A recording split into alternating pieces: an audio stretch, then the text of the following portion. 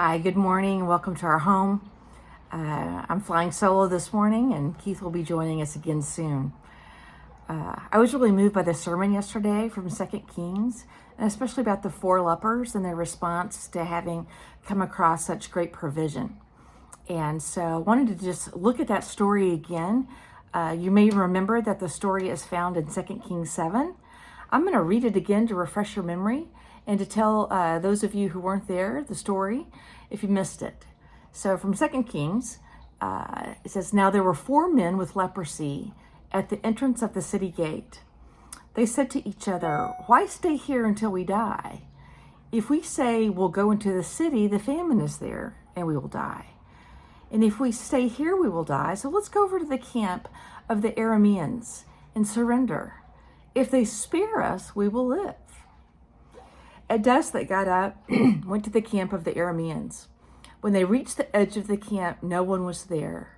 For the Lord had caused the Arameans to hear the sounds of chariots and horses and a great army, so that they said to one another, 'Look, the king of Israel has hired the Hittite and Egyptian kings to attack us.'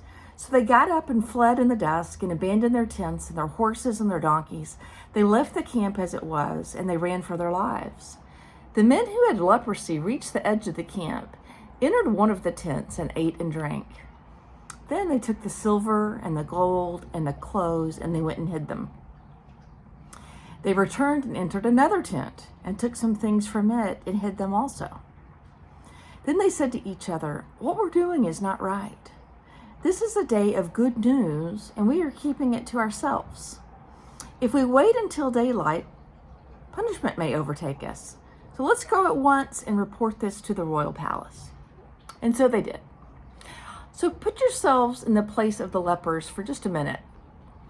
They were outcasts, they were poor, they were avoided by their own people. They were in an every man for himself world. They didn't think their prospects were very good, but they went to seek out help in what they deemed was the best place possible. A place of danger, but a place where they thought they had the best chance of survival. Every man for himself. A couple of weeks ago, I was speaking to my youngest daughter. She lives in Washington, D.C., and she works for a think tank there, and they send everybody that could home early, sort of before the big wave, to work from home. And she was working from home, and after the novelty had sort of worn off, she said, Mom, it just kind of feels like it's an every man for himself world now. And I'm wondering how many of us feel like that too. It does kind of feel like that. I mean, during this pandemic, when the news says that the worst is to come, at least in Dallas, and when they're predicting food shortages and continued complications with the coronavirus testing, what are your first thoughts? Are you thinking about your neighbors, your friends who are sick, those who have lost their jobs, or maybe those you have lost touch with? Or you like me and thinking, I better get a spot online at Walmart for my groceries before everyone else takes it? This week, I'm guessing that you may be worried. And there are some legitimate things to be worried about. You need to be cautious and concerned about safety this week. But you know what else? Everyone, and I mean everyone around you, is likely to be just as concerned or more than you. The lepers in the story enjoyed their plunder for a while. It had probably been a long time since they could take and eat as much as they wanted. But then they woke up and they did what was best for themselves and for their people. They shared. Perhaps it was out of self-preservation, and perhaps it was out of generosity, but they shared. And it cost them something to go back and share. My favorite definition of generosity is this. Generosity isn't about how much we give, but about how much it cost us. It's a quote from Erwin McManus.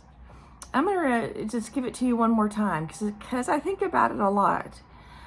Generosity isn't about how much we give, but about how much it cost us. There are people in your life today who are feeling really scared and lonely. Think for just a moment of 3 people in your life who would benefit from your generosity this week? Seriously, write 3 names down. I'm going to give you some suggestions about what generosity could look like in your life.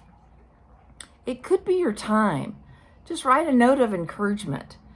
It cost you some time to a teacher or a frontline person who's out there who has been working extra hard, who may be extra scared. Take some time and write them a note. It will just cost you a little bit of time. It might cost you your talent. A homemade meal or a homemade mask left at a neighbor's front door would really be appreciated right now. That's a way that you could be generous this week. You could be generous by giving up some of your comfort.